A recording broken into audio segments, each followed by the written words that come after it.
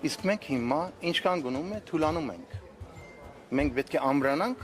ամուր լինենք, ոչ միայն ֆիզիկապես, այլ հոգեպես, մշակույթապես, որտեղ անվտանգություն ինքը շատ բաղադրիչ մասեր ունի։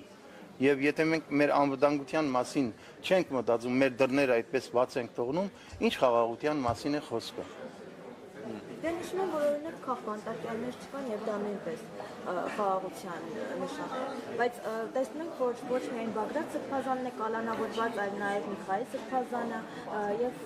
այլ մարդիկ, ովքեր պայքարել են Հայաստանի համար։ Իրենք կարող են ասել, շատ բան կարող են ասել, բայց իրականությունը ուրիշ է։ Իրականությունը այսօր կան հայեր, ովքեր որ պայքարում են եւ այդ պայքարի արժեքը այսօր իրենք այնա որ բանդարկված են։ Հիմա կարող են էլի եմ ասում, կարող են շատերին բանդարկել, ինձ էլ, ձեզ էլ, մյուսներին էլ, ովքեր որ պայքարում են, բայց